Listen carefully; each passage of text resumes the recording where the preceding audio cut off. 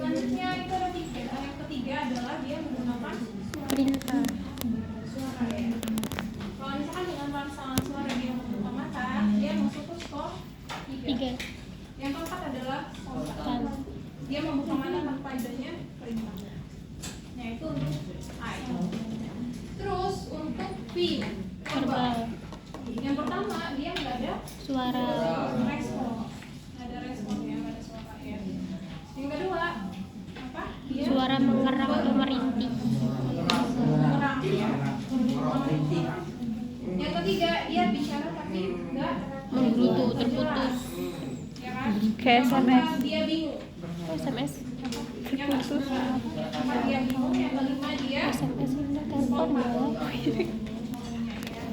Terus yang motorik itu juga ada 6. Yang pertama dia tidak ada respon. Kedua dia ekstensi abnormal. Gimana itu?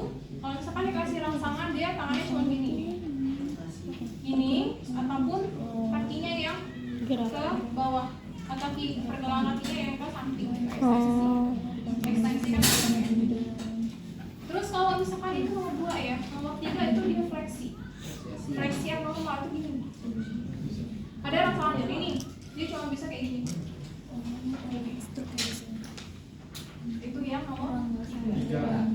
Yang nomor 4 itu ada apa? Menarik ekstremitas.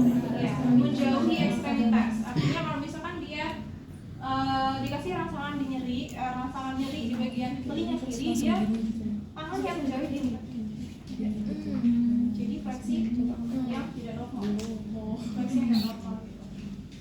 Terus yang kelima adalah dia bisa melokalisir nyeri. Dia tahu nyerinya di mana, terus dia bisa mendekati nyeri gitu. Oh, jadi kayak dikasih nyeri di sini dia bisa mundur di sini. Bisa aku nyubit kamu, sadar kamu ada langsung nyeri gini. di situ. Oh. Tapi dia nggak bisa mencapai nyeri itu. Ya, jadi kayak gini. Misalkan kalau di sini Ini nyari kayak kucing. keenam adalah dia Kayak kena. bisa lompat kan? Iya, bisa. Nyerinya di sini jadi Sakit kayak gini ya. untuk ATM. Ya, terus itu untuk GCS ya. Teman-teman ada yang bertanya. Terus untuk pengelompokannya nih. Yang pertama itu kita hitung dulu.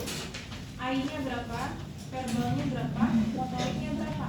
Kalau misalkan I-nya dapat 2 nih, verbalnya dapat 2, motoriknya dapat 2, total GCS-nya berapa? 6. Oke.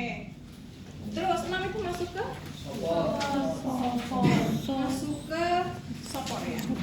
Jadi 3 itu koma, 4 itu semikoma, terus 5 dan 6 itu stupor ya, ataupun sopor, 7 sampai 9 itu somnolen, 10 sampai 11 itu delirium, terus 12 13 itu apatis, 14 15 itu kompos mentis. Gitu. Jadi kalau misalkan pasiennya I-nya 1, verbalnya 1, motoriknya 1 dapat 3 nih. Koma. Oke. Kalau misalkan I-nya 4, motoriknya 3, 7, verbalnya 1, 8.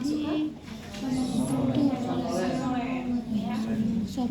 Terus kalau misalkan I-nya 2, verbalnya 2, I-nya 1, motoriknya 1. 4. Bedanya koma dan semikoma apa? Dia Apa dari bedanya semikoma sama stupor? ditambahin ya, bahwa ada semikoma. Di SOP-nya tambahin di bawahnya ada semikoma. Jadi semikoma, koma. Nah, apa bedanya semikoma dan koma? Kalau koma dia nggak bisa bisa bergerak, nggak bisa bergumam, nggak bisa bergerak, nggak bisa melihat, nggak bisa membuka mata. Tapi kalau semikoma dia bisa tertidur. Ya. Bergumam. I-nya 2,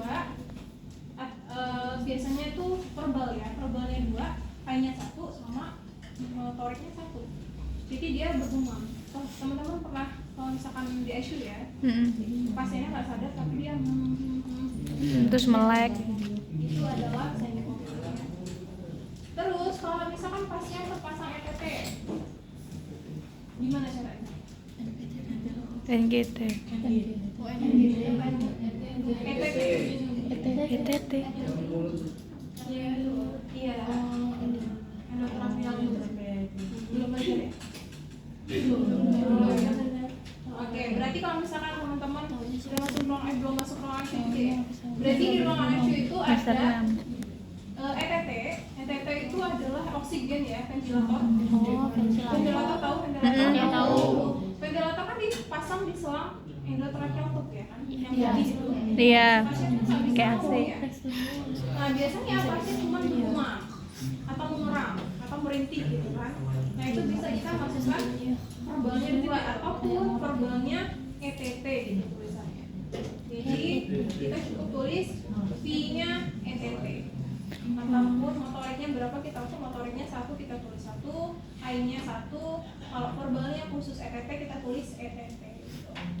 Ya, itu cara untuk kita mengukur tingkat kesadaran pasien. Untuk GCS ada yang mau